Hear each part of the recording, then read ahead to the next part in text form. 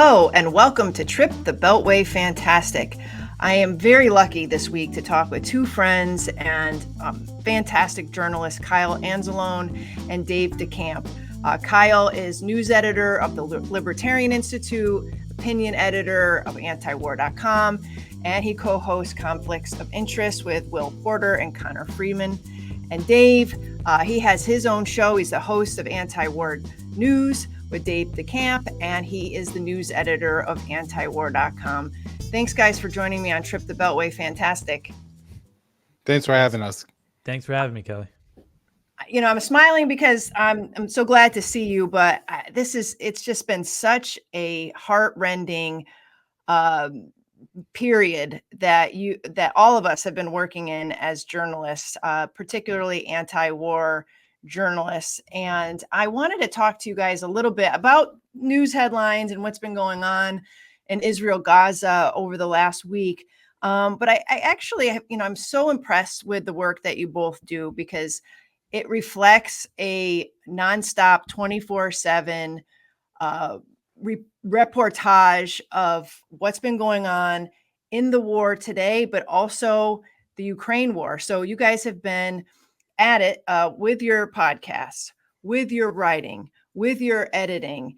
And I have to ask, I mean, both of you have small children. Kyle, you just had a baby. How much of this is sort of, I don't want to say eaten away, but does it take its toll? I mean, writing about war all the time at the tempo that you two have been writing at since 2022, at least. Yeah, I mean, especially with everything that's happened in Gaza over the past year, sometimes I have people ask me like, oh, how are you doing covering this? And I kind of brush it off and say, I'm not living through it. So it's nothing for me. But there are times, you realize I was just watching Max Blumenthal's documentary that he did kind of about the atrocity propaganda right after October 7th. And I talked about it on my show. And I remember there was a story that Hamas beheaded 40 babies or something that turned out not to be true. And I made kind of an offhand comment like, oh, I bet Israel has, at this point, with airstrikes, beheaded that many babies. And then kind of just my mind got like filled with all these images that I've seen, that I see. Because every day I don't look for the real gory stuff because some of it it almost detaches you from it, I think. But we have a account with Reuters now. And Reuters, and they have a lot of other news agencies, but they have journalists in Gaza. So pretty much every day, I look through the pictures from the hospitals in Gaza, and it's just such a nightmare. And it's things as a parent of young kids, it is something that can, it's hard to imagine living where I live to be in a place like Gaza. But when you read kind of the individual stories about parents and their kids, it kind of hits you harder. And it makes me very grateful for what I have. And it makes me more angry that we're supporting this conflict. And we don't need to be involved in this at all. But our government is the one supplying the bombs that are killing all these kids. So it kind of certainly makes me more passionate about opposing it. Yeah, you make a good point. We have Reuters at Responsible Statecraft as well. And there are horrific images out there. And sometimes I wonder, because I'm looking at them as an editor every day, and I see the most grisly depictions of what's happening in the hospitals, for example, and outside of them. Kyle, do you get a sense, sometimes do you step back and think, wow, maybe the American people, or maybe people outside of my space, aren't seeing these as much as I am, and maybe that's why you don't see a backlash like we would want to see against this war and the U.S. policy in it? Well, sometimes I feel that way. And then I see some of these, particularly early in the war, and this is something that I want to point out in regards to your question. I don't look at the Reuters images every day, and so I kind of really just rely on Twitter. And in especially the first 3 months of the war, I mean, there was endless high quality video coming out of just brutal scenes, dismembered people, dismembered particularly children, just all over the internet. And I don't feel like that has dried up. I'm not saying there's none of that now, but Yeah. Israel has killed 175 journalists in Gaza over the past year. And so obviously the amount of journalism coming out of an area when that large of a percentage of the journalists have been killed is going to dwindle the number. And so I feel like I have seen a little bit less of it over the past few months. But in the first few months, it did take, a little bit of a toll on me. And, at some point it really did start to bother me. I remember at one point I was talking with Dave. There was a man carrying his dead baby through the street. And there was a lot of people who were posting, oh, this is fake. This is fake. This is fake. And, I must have spent like 10-15 minutes looking at this picture of this baby to try to figure out, Yeah. if this is a real baby or not. And it gets hard at some point. And so, there's definitely different skills that you just develop in being able to separate yourself from work, and being able to just go and enjoy time with my baby after Yeah. seeing, what you see online coming from Gaza is, you just got to figure out how to separate yourself there, because it is absolutely horrific. But one of the really unfortunate things is when these images do come out online, a lot of times, you get reactions from either like kind of the pro-US flag waving crowd or the pro-Israel crowd, and Yep. they just post like FAFO, or this kid had it coming, or they're just so Human shields, absolutely human cruel shields. about it. Yep. Yeah. Mhm. But even directly personalize it to the children that are dead sometimes. And so I don't know if like the general public being exposed to like high levels of gore is actually going to make them more sympathetic, or may just harden them in their positions. People kind of seem to go one or two ways when they're traumatized or exposed to something traumatizing. And so I just don't know. What I'm really concerned about, and I get what you're saying, but again, I'll go back to this sense that sometimes I'm in this bubble, a social media bubble, where there is this fierce exchange of words and photographs and arguments over the war. What I'm concerned about is that the mainstream media, let's say NBC, CBS, the morning shows, The View, all, the local television that are getting their feeds from the major networks, CBS, whatnot, that they're getting a much more filtered view of what's going on. And when you have the majority of Americans who are not necessarily following this as closely as we are, and they say, oh, I'm going to check in on my news. So I check in, say, NBC4 or CNN once in a while, or they're a morning, the morning show person or a View person. And so they're just seeing like this much more sanitized version of what we're seeing.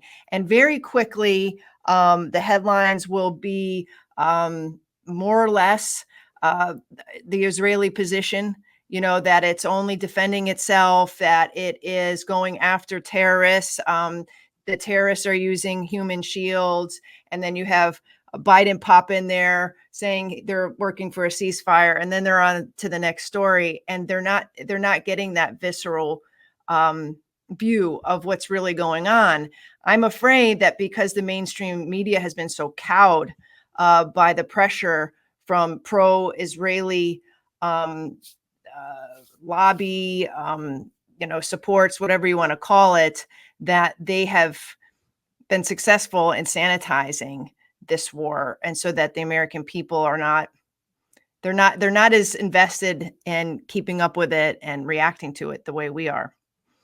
Well, they won a huge battle early on, and even though it's been largely debunked, this idea of the 40 beheaded babies, even Barack Obama and Chase Oliver, the Libertarian presidential candidate, said that 1,400 Israelis were killed on October 7th in their 1-year post commemorating the event. And so there's just so many things that people get wrong about October 7th, and they never have learned the truth since then. They still think that there was a mass rape campaign on October 7th, that 1,200 innocent civilians were killed, that many, if not most of the dead were children.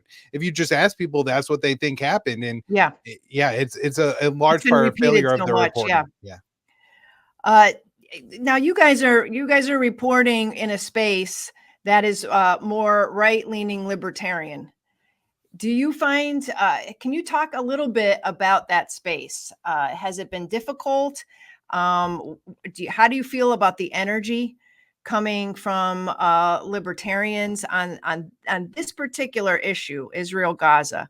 I know, there is another war going on in Ukraine, but just on this particular issue, what's the energy coming from non-interventionist, right-leaning libertarians? And can you talk about whether or not you're seeing a surge of support? What are people saying?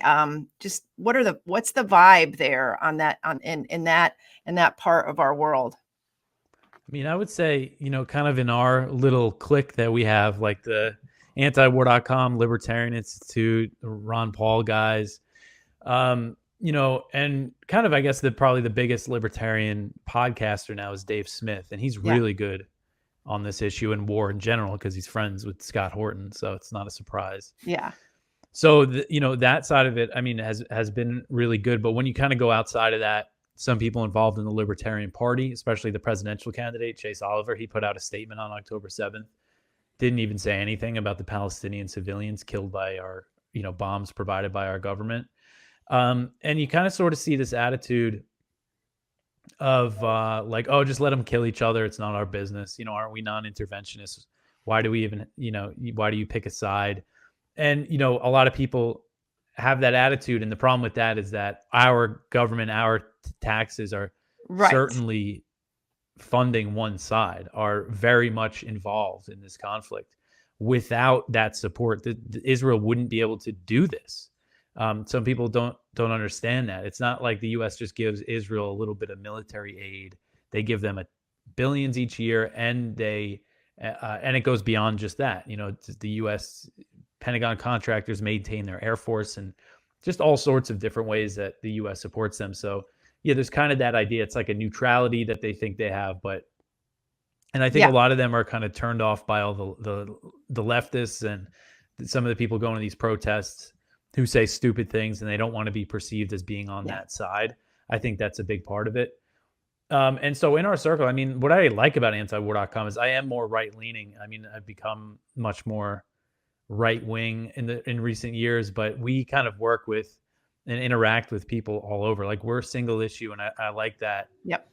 Me too. So I mean, like, my followers on Twitter, it's like all over the political spectrum. Yeah, I'm sure. So people who are anti-war kind of gravitate to me, gravitate to antiwar.com and our coverage, whether or not they're libertarians or not. But we do have a lot of libertarians, and I mean, this is one issue. Like, everybody seemed on board with Ukraine, but this is something you start to see that fracture. Again, people kind of try to act like they're neutral, but then you see that they're ultimately pro-Israel and say that everybody they're killing is terrorists and things like that. Kyle, what's the biggest argument that resonates with libertarians on this issue? Is it the humanitarian toll, or is it the not in my name? Big government strikes again. They're using my tax dollars for things that I haven't authorized. Like, where do you find the real anger is coming from in this space concerning this particular war? Yeah, and particularly from libertarians, kind of in myself and Dave's camp, I think there's probably 2 or 3 main concerns. The first and foremost is just non-interventionist. Israel is only able to do what they're doing in Gaza because of the support they get from the Americans. And that's not antiwar.com saying that. There's Israeli generals, former Israeli prime ministers there saying that. And it's also proven with the $23 billion in aid, military aid that the U.S. has given Israel the past year, the fact that we're fighting the Houthis for them in Yemen and all these other things that we're doing for Israel, it could not be done without the American support. So, I think from a really plumb line libertarian position, it's really easy. Just cut off support for Israel, and then Tel Aviv either has to make peace with their neighbors or wage war on their own with their neighbors, but it's really none of our business. However, you can't look at the pictures every day and not see a humanitarian angle here and just not sympathize with the Palestinians.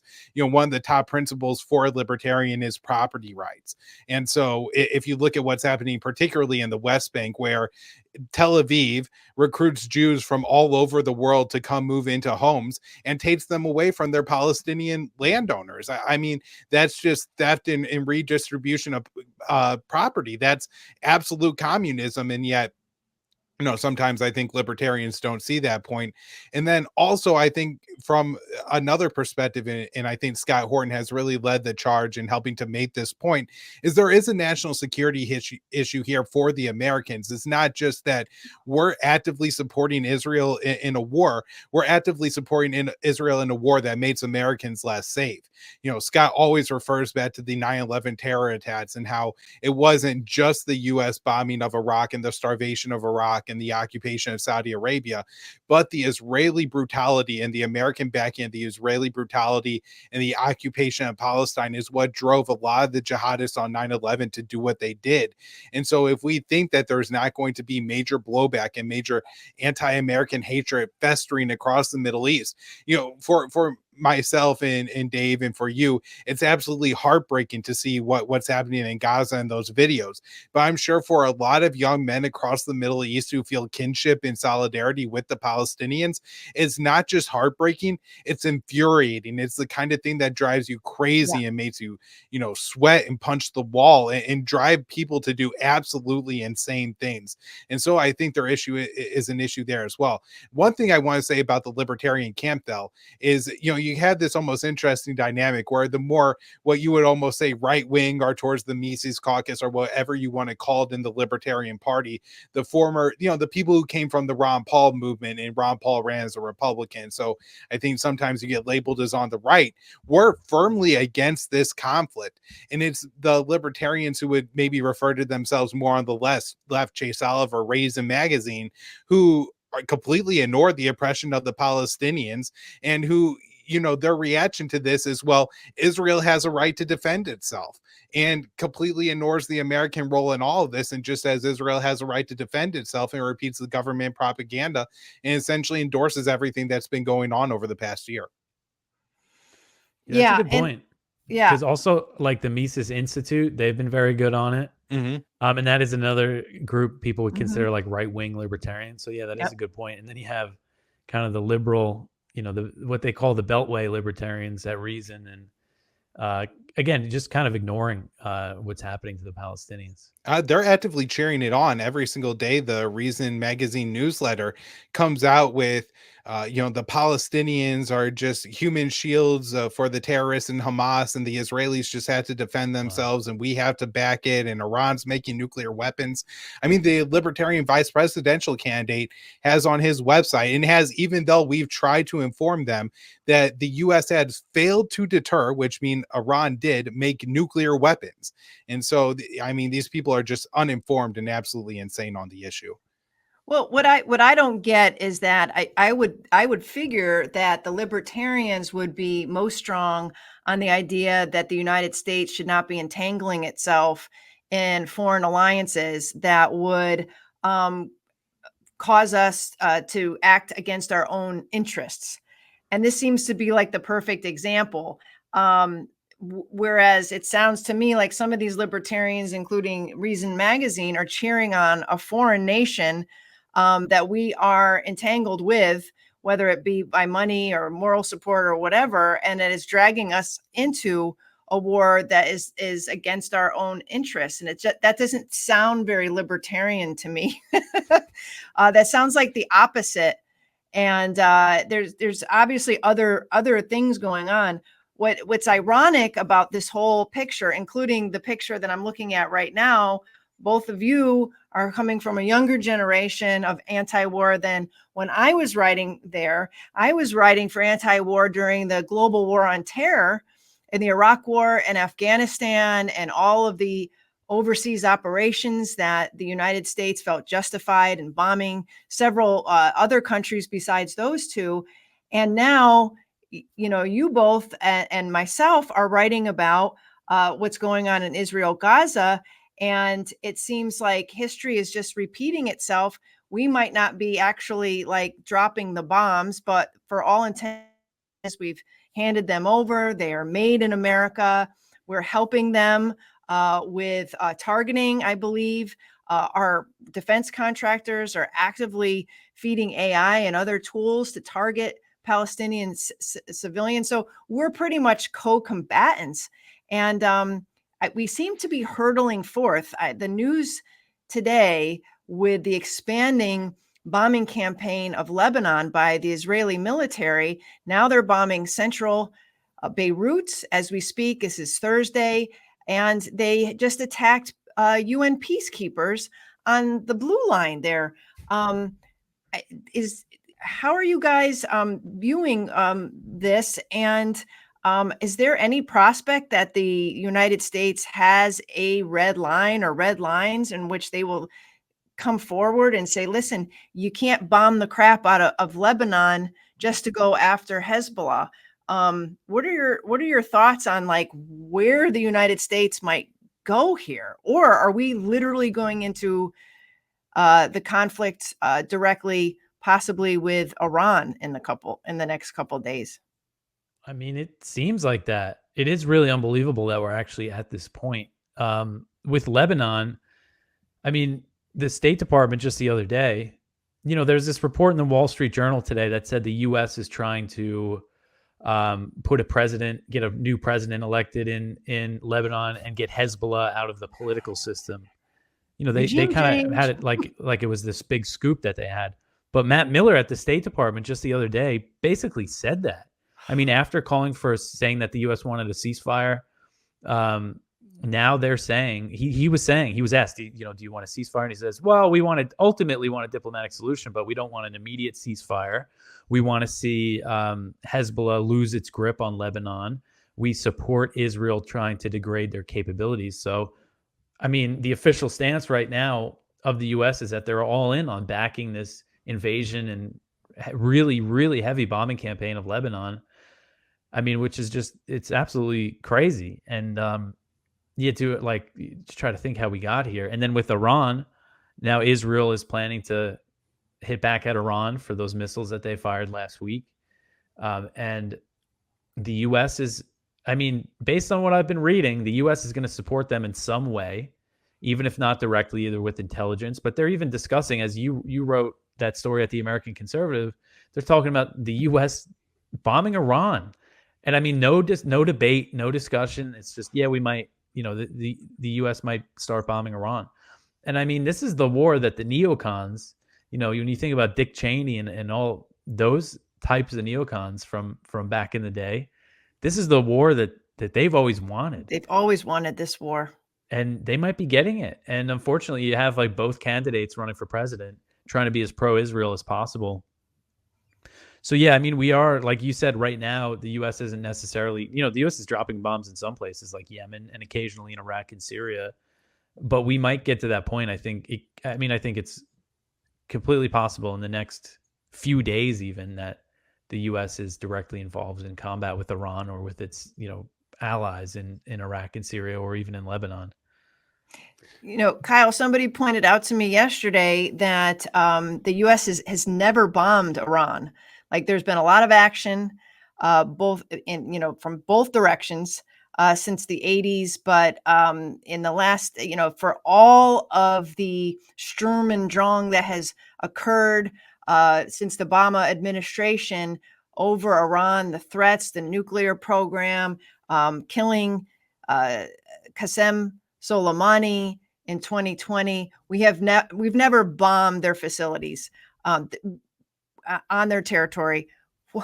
Would this not take things to a whole new level and then put us directly in the crosshairs of Iran and its proxies through the region, including putting a target on our troops overseas?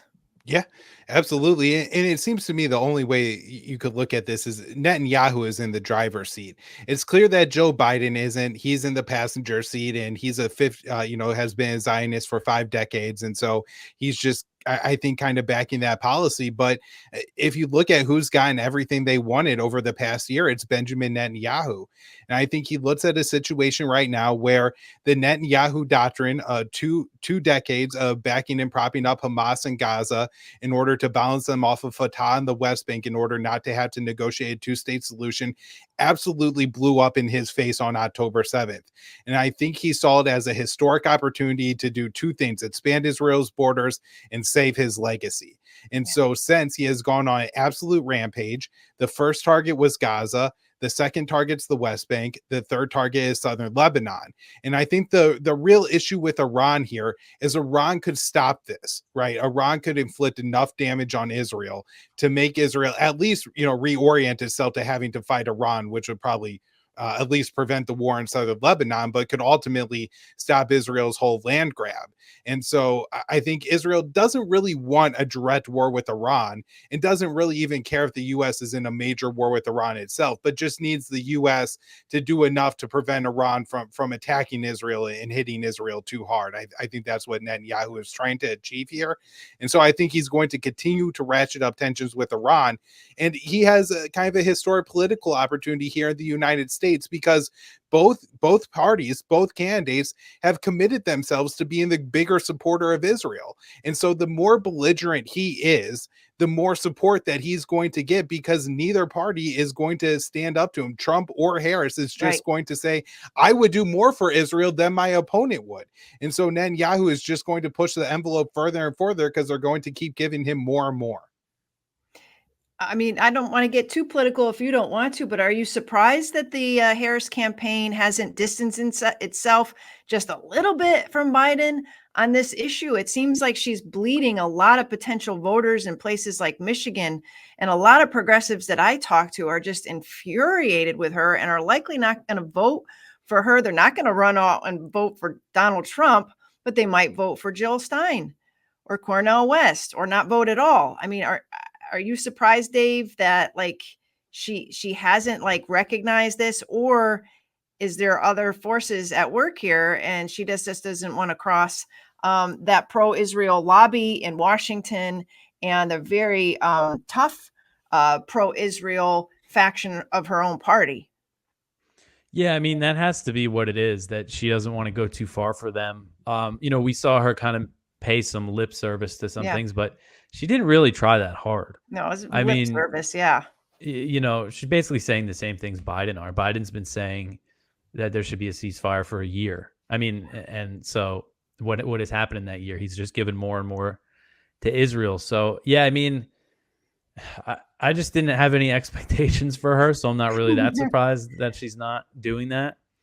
But yeah, and unfortunately, I think it is going to hurt her, but not as much as it should. Like, it does seem like a lot of Democrats, for a little while there, it seemed like there was some real dissent within the Democratic Party. I'm sure that there still is to some level, but a lot of people, I think, fell in line, once it got closer to November and Harris became the nominee. They're like, all right, I guess this is what we're going with. So they don't want to make too much noise about it, because, which is really unbelievable. I mean, you look at AOC, like, she's called what's happening in Gaza a genocide, and she endorses the person giving Israel the called it a genocide like 4 months ago, and then what are you doing about it? Yeah, I mean, there's no weight to the word anymore. I mean, they could put pressure on her, like the progressive. There's enough. There's like 50 of them in the House that could like refuse to endorse her and try to put some pressure on her. But it seems like they just care more about their political careers. They could really push for this arms embargo, and they don't. From what I understand, that Bernie Sanders, who has issued a number of resolutions against sending more weapons to Israel, but there's no expected vote until after the election. And I realize they're out of session and there's only so much you can do, but I find that a bit of a cop-out, waiting till after the election when people are dying and the numbers they're dying and the war is expanding. It seems to me, and I don't know, but like events could really overcome this election in ways that I don't think are anticipated, because if Netanyahu continues expanding this war, it could go into central Beirut. It could go farther. He has promised a devastating blow to the Lebanese unless they expel Hezbollah from their country. He said, you will have what you have in Gaza if you don't do this. So things could get really ugly. We could be dragged into a war with Iran.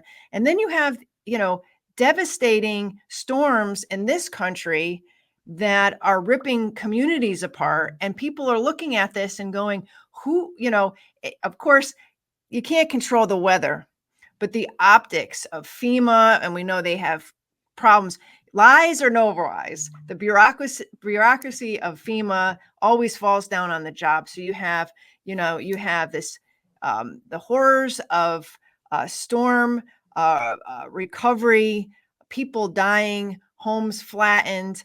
Then they look up and they go, why are we giving billions of dollars to Zelensky in Ukraine? Why are we giving billions of dollars to Israel and they're killing children? And I feel like, and why is the economy not getting better? And this confluence that I guess undermines confidence in whoever is in charge. And it happens to be Joe Biden and Kamala Harris. And it just might be like people when they go to the polls that day, all of this is going to be weighing on their decision. And I don't know. Would Trump be any better? Probably no, particularly on the Israel issue, but he's not in charge right now. And people are looking at who's in charge, who's steering the ship. And Biden doesn't pose a very confident figure in that regard. Yeah, I think Trump is going to get a lot of votes like that. People just looking around and seeing what's happening and just wanting a change, even if they're not confident in what Trump's really going to do. Yeah. And I mean, you see like Lindsey Graham, he's like, oh, we need to get more hurricane relief. I'm going to introduce a bill for hurricane relief and more money for Israel. Like he wants to combine in the next breath. Things. Yeah. He wants to put them in the same bill, he said, which is just crazy. And man, so yeah, I think when it comes to the wars, I think the instinct of people is to oppose this involvement. Some people are more emotionally invested into Israel than others, but I still think that's the overall instinct, but it's not really like a top voting issue, even when things are so bad as they are now. But like you said, I mean, this next month, the U.S. could end up in a war with Iran and American troops could start dying in some serious numbers. That could really change things, Well, on that note, we've run out of time, but I really appreciate you guys coming on to talk about this. And I hope you will do so again, maybe after the election. But if shit goes down in Iran, I'd love to have you guys on to hash this out and wrap our minds around it. And again, maybe you could tell me quickly, for people who don't know, Dave and Kyle, where they can hear your shows and see your writing. Yeah, my show, it's called Anti-War News. I put it out on YouTube. It's on Rumble if people want to watch it there. Also, you could download the podcast version wherever you listen to podcasts. And then all my writing now that I've been doing is just the news coverage at antiwar.com. So if you go to antiwar.com and you see the news section, my news coverage will be there. And you can follow me on Twitter or X as well. @DeCampDave is my handle there. Awesome. And you're doing a bang up job on all that news. I mean, there's just so much. So I really appreciate it. I like having stuff from Quincy that we run stuff from you guys all the time. And I appreciate it. I'm always happy when I'm trying to figure out what to write. And then I'll be like, oh, someone covered it over there. I could just run. Thank you. Yeah, so most of my work is at the Libertarian Institute, although almost all of it does at least get linked to at antiwar.com, including my show Conflicts of Interest appears on the blog over there. And then at antiwar.com, I put together the viewpoint section and the spotlight article every day. And almost every single day there's a Quincy Institute article in there. And this week we spotlighted your article from the American Conservative, asking where is Congress on this Iran war issue. It seems like we're interested in consulting the Israelis, but not so much Congress and the American people. Very frustrating. I called a bunch of offices and either I didn't get a response at all, or I got, oh well, so-and-so is busy. Why don't you use this quote or well, sorry, we'll help you next time. So yeah, it's been, it's crickets up there on the Hill. again, they're out of session conveniently until after the election, but still there are things that they could do. And they could start little fires and they can push and they don't. And I guess it's because, as Bruce Fine said in my article, that they don't really want to have a vote on war powers, on whether to go to war or not. They'd rather leave it up to the executive, and they've ceded this power for 20 something years now or more. And so until they press the Biden administration on unauthorized strikes, nothing's going to happen. And that's what worries me most, that we will go hurtling into World War III without our elected officials even having the guts to put a speed bump in the way.